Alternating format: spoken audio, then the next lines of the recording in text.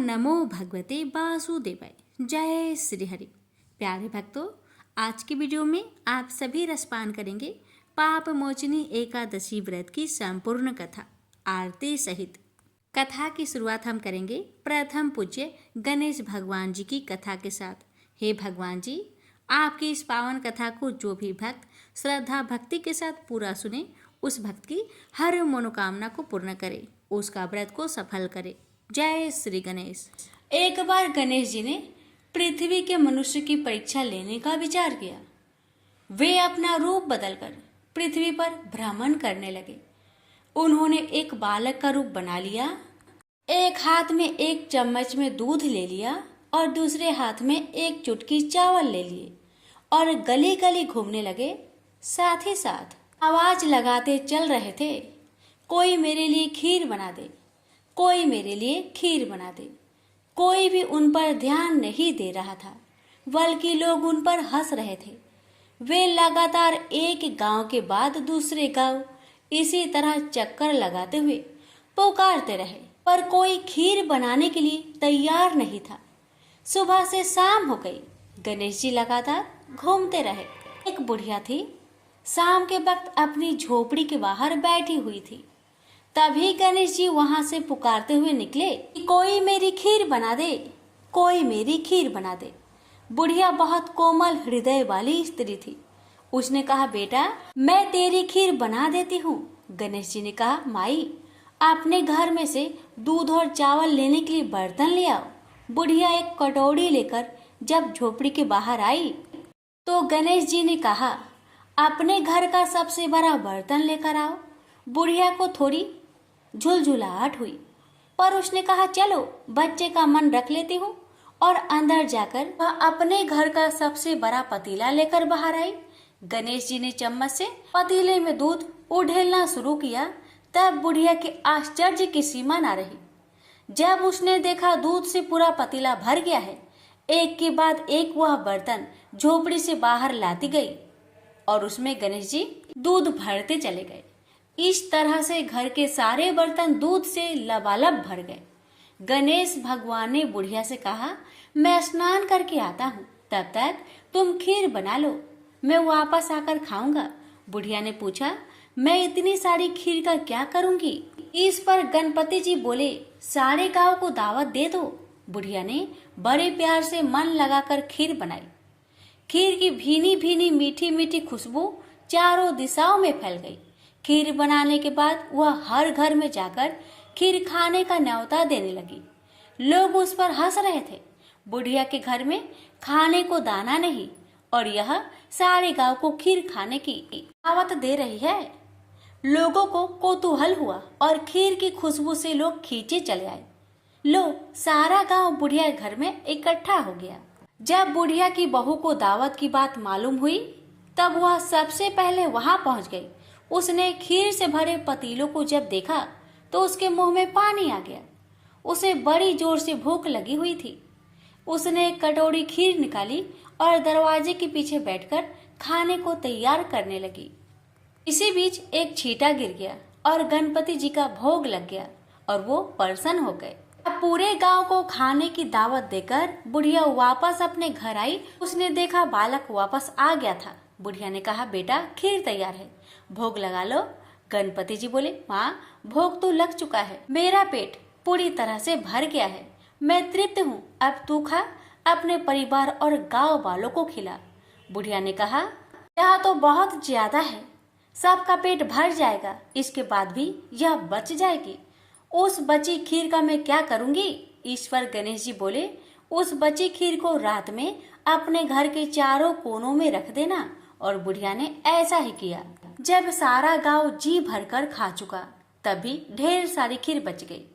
उसने उसके पत्र को अपने घर के चारों तरफ रख दिया।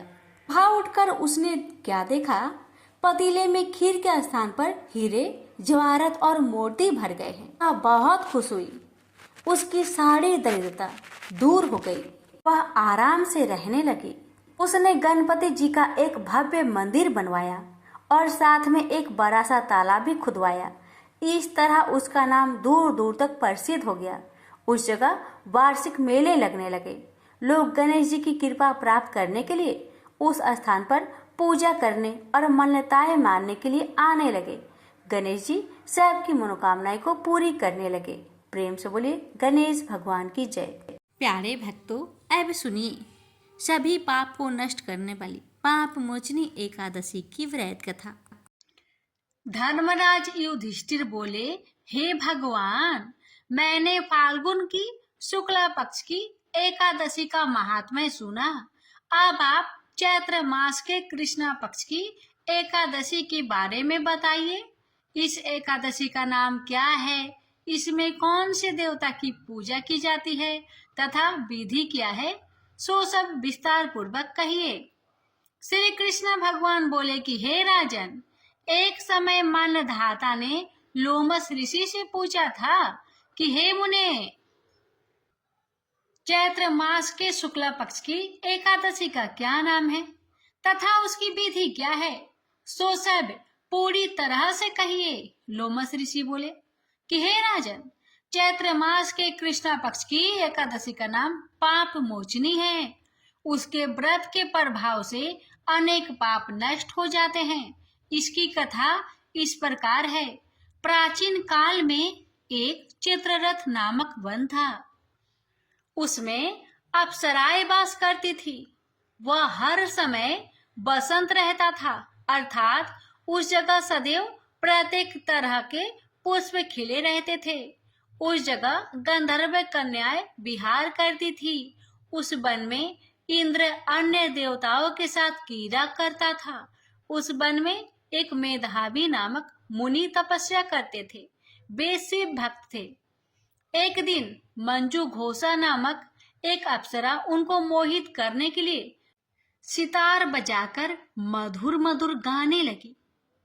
उस समय शिव के शत्रु अनंग कामदेव भी शिव भक्त मेधावी मुनि को जीतने के लिए तैयार हुए। कामदेव ने उस सुंदर अप्सरा के भ्रू का धनुष बनाया, कटाज्ञ को उसकी प्रत्यक्ष डोरी बनाई, उसके नेत्र को, उस मंजू घोषा अप्सरा को सेनापति बनाया। इस तरह कामदेव अपने शत्रु भक्त को जीतने को तैयार हुए। उस समय मेधावी मुनि भी युवा तथा हष्ट पुष्ट थे।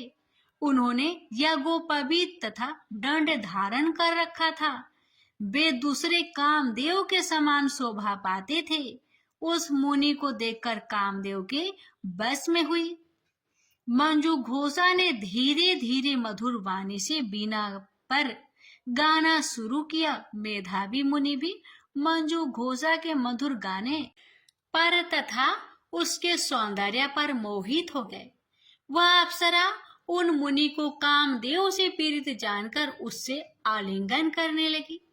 वह मुनि उसके सौंदर्य पर मोहित होकर शिव रहस्य को भूल गए और काम के वशीभूत होकर उसके साथ रमन करने लगे।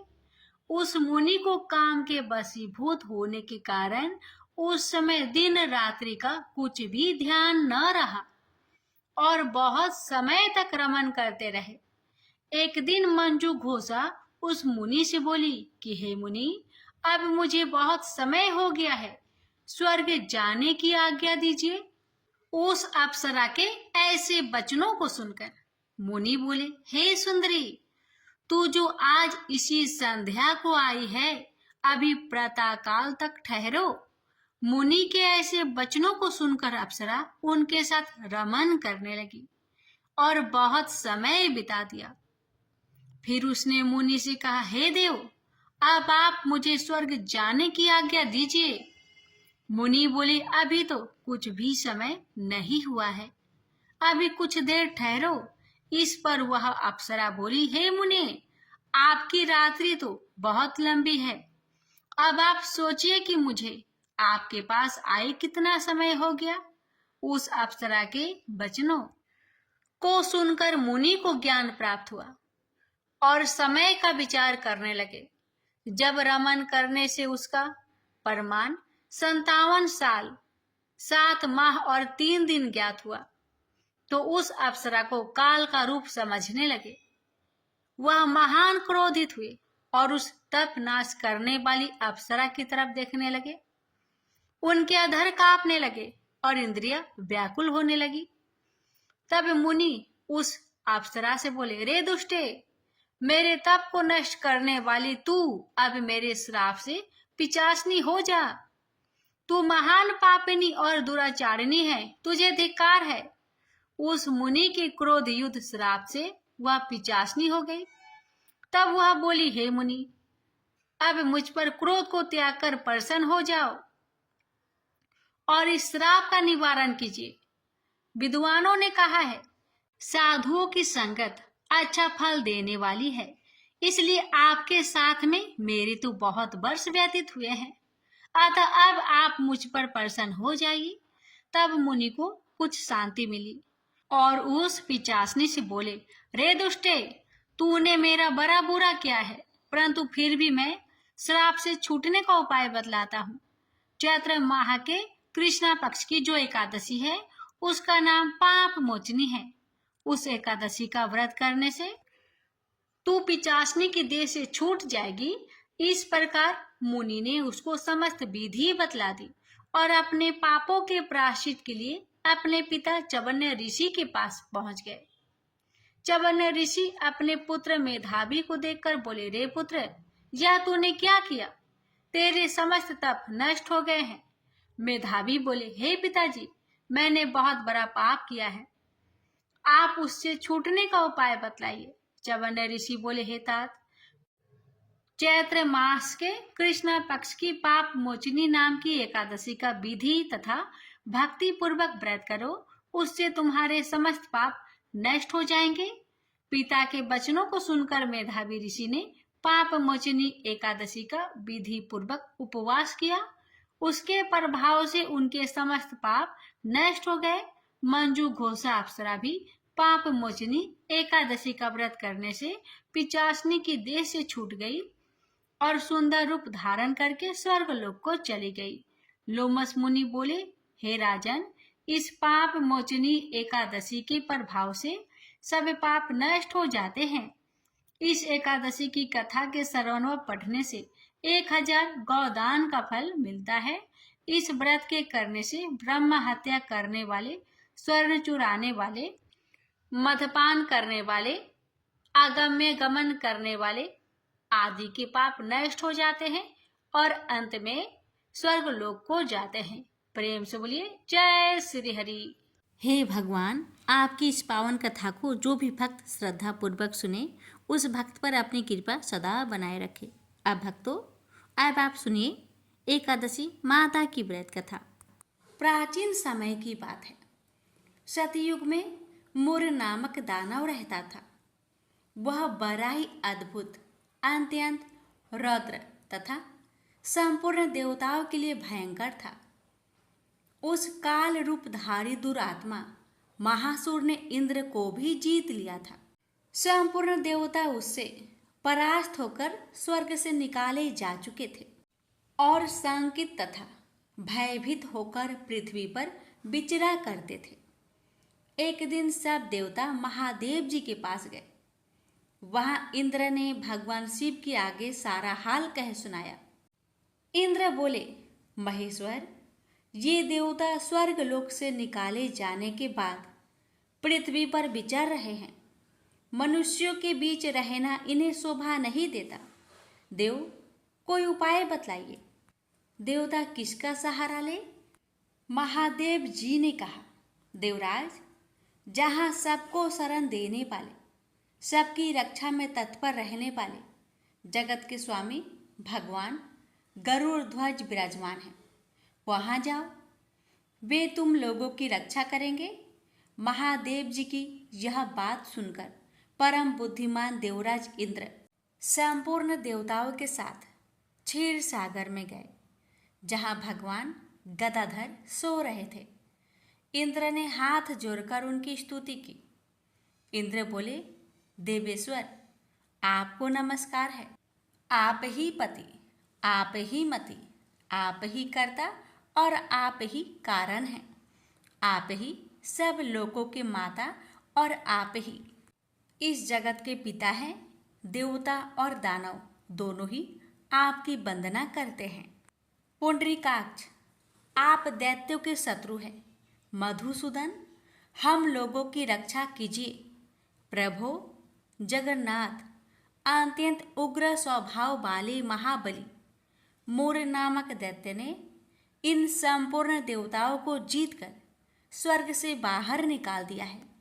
भगवान देवेश्वर, शरणागत वत्सल देवता भयभीत होकर आपकी शरण में आए हैं। दानवों का विनाश करने वाले कमल नयन भक्त वत्सल देवेश्वर जनार्दन, हमारी रक्षा कीजिए, रक्षा कीजिए।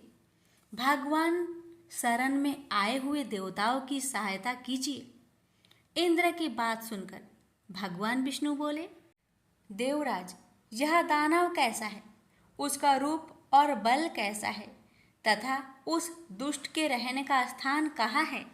इंद्र बोले, देवेश्वर, पूर्व काल में ब्रह्मा जी के वंश में तालजंग नामक एक महान असुर उत्पन्न हुआ था, जो अत्यंत भयंकर था। उसका पुत्र मूर दानव के नाम से विख्यात है। वह भी अत्यंत उत्कट, महापराक्रमी और देवताओं के लिए भयंकर है। चंद्रावती नाम से प्रसिद्ध एक नगरी है, उसी में स्थान बनाकर वह निवास करता है।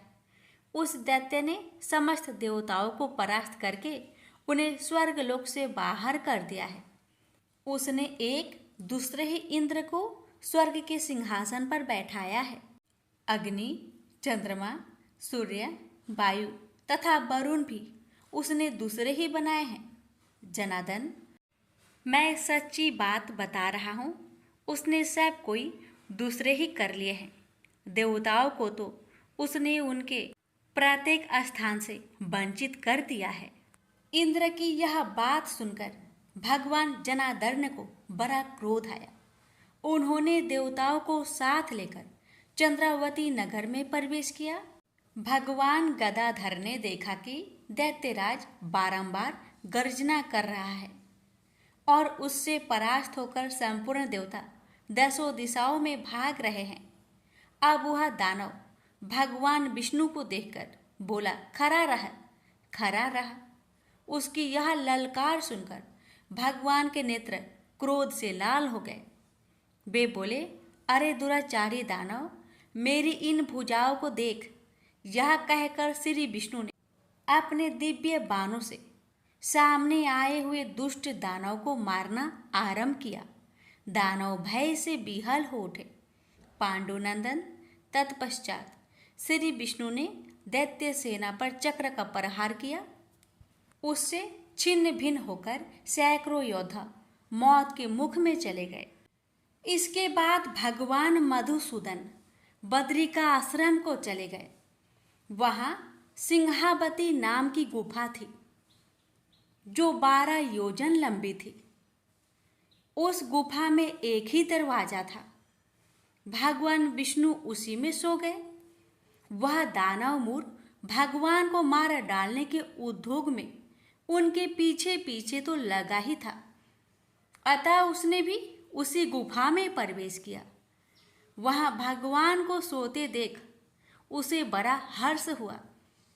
उसने सोचा, यह दानों को भय देने वाला देवता है, अतः निसंदेह इसे मार डालूंगा। दानव के इस प्रकार विचार करते ही भगवान विष्णु के शरीर से एक कन्या प्रकट हुई, जो बड़ी ही रूपवती, सौभाग्यशालिनी तथा दिव्य अस्त्र शस्त्रों से सुसज्जित थी। वह भगवान के तेज के अंश से उत्पन्न हुई थी। उसका बल और पराक्रम महान था। दानवराज मूर ने उस कन्या को देखा। कन्या ने युद्ध का विचार करके दानव के साथ युद्ध के लिए याचना की। युद्ध छिड़ गया। कन्या सब प्रकार की युद्ध कला में निपुण थी। वह मोर नामक महान असुर उसके हुक्कार मात्रा से राख का ढेर हो गया। दानव के मारे जाने पर भगवान जाग उठे। उन्होंने दानव को धरती पर इस प्रकार निष्प्राण पड़ा देखकर कन्या से पूछा, मेरा यह शत्रु अत्यंत उग्र और भयंकर था। किसने इसका वध किया है? कन्या बोली, स्वामिन, आपके ही प्रसाद से मैंने इस महादैत्य का वध किया है। श्री भगवान ने कहा, कल्याणी, तुम्हारे इस कर्म से तीनों लोकों के मुनि और देवता आनंदित हुए हैं। अतः तुम्हारे मन में जैसी इच्छा हो उसके अनुसार मुझसे कोई वर मांग लो। देव दुर्लभ होने पर भी वह वर मैं तुम्हें दूंगा, इसमें तनिक भी संदेह नहीं है। वह कन्या साक्षात एकादशी ही थी। उसने कहा, प्रभु, यदि आप प्रसन्न हैं तो मैं आपकी कृपा से सब तीर्थों में प्रधान, समस्त विघ्नों का नाश करने वाली तथा सब प्रकार की सिद्धि देने वाली देवी हूँ। जनार्दन, जो लोग आप में भक्ति रखते हुए मेरे दिन को उपवास करेंगे उन्हें सब प्रकार की सिद्धि प्राप्त हो। माधव, जो लोग उपवास, नक्त भोजन अथवा एक भुक्त करके मेरे व्रत का पालन करें उन्हें आप धन, धर्म और मोक्ष प्रदान कीजिए। श्री विष्णु बोले, कल्याणी, तुम जो कुछ कहती हो वह सब पूर्ण होगा। प्रेम से बोलिए, एकादशी माता की जय। आप श्रवण करें जगदीश जी की आरती। ओम जय जगदीश हरे, स्वामी जय जगदीश हरे। भक्त जनों के संकट क्षण में दूर करे। ओम जय जगदीश हरे। जो ध्यावे फल पावे, दुख बिन से मन का। स्वामी दुख बिन से मन का। सुख संपत्ति घर आवे, कष्ट मिटे तन का। ओम जय जगदीश हरे। मात पिता तुम मेरे, शरण कहूँ किसकी। स्वामी शरण कहूँ किसकी। तुम्हें बिनु और न दूजा, आस करो जिसकी। ओम जय जगदीश हरे। तुम्हें पूरन परमात्मा, तुम अंतर्यामी।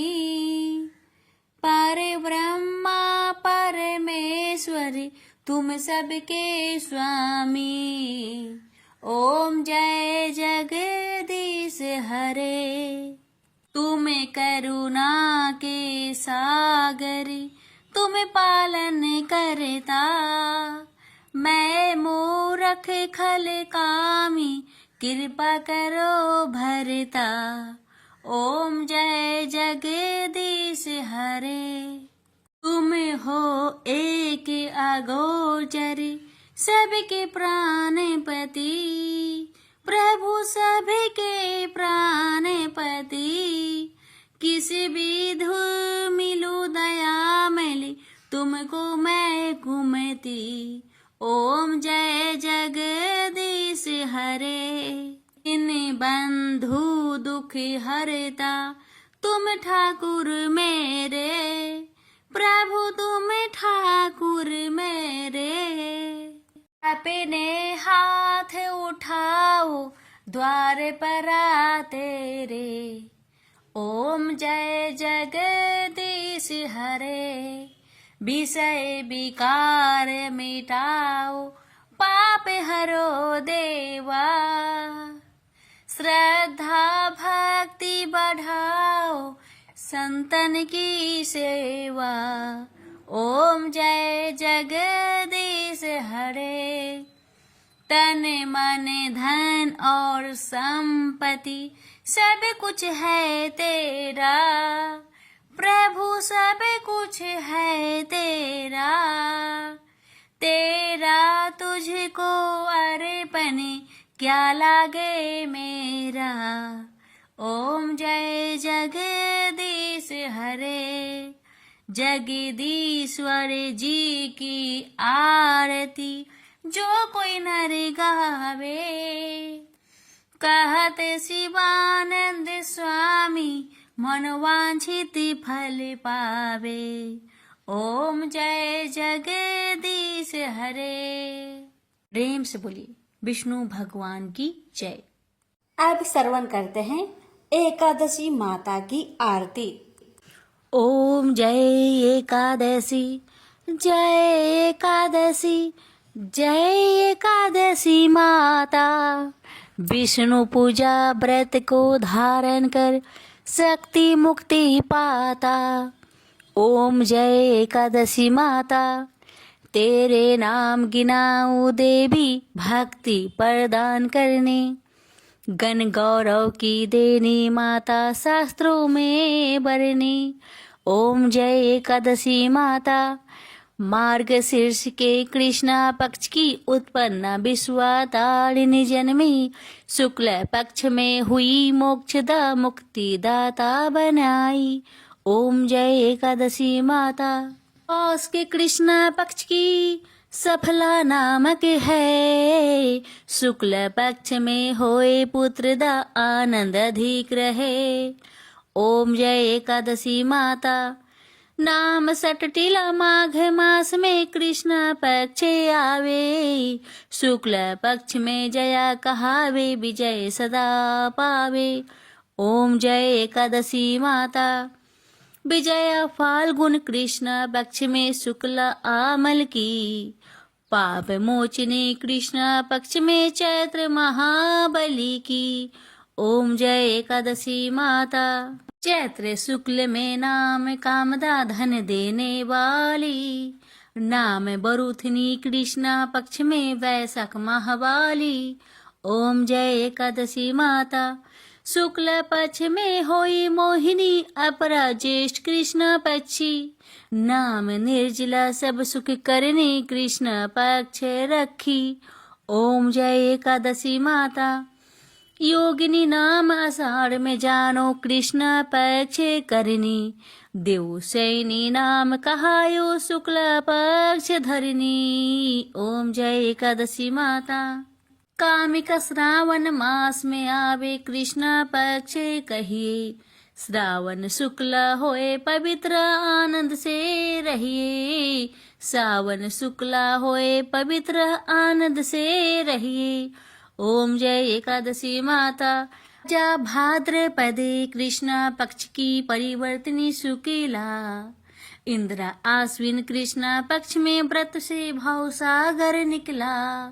ओम जय एकादशी माता, पापंकुशा है शुक्ला पक्ष में आप हरण हारी। रमा मास कार्तिक में आवे सुखदायक भारी।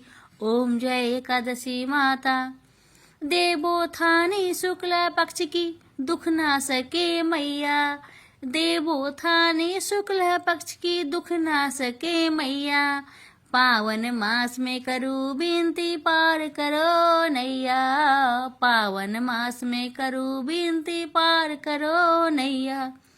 ओम जय एकादशी माता, परमा कृष्ण पक्ष में होती जन मंगल करनी। परमा कृष्ण पक्ष में होती जन मंगल करनी। शुक्ल मास में होए पद्मिनी दुख दरिद्र हरनी। शुक्ल मास में होए पद्मिनी दुख दरिद्र हरनी। ओम जय एकादशी माता, जो कोई आरती एकादशी की भक्ति सहित गावे। जो कोई आरती एकादशी की भक्ति सहित गावे। जन गुरु दिता स्वर्ग कबासा निश्चय वह पावे। जन गुरु दिता स्वर्ग कबासा निश्चय वह पावे। ओम जय एकादशी माता, जय एकादशी माता। प्रेम से बोलिए एकादशी माता की जय।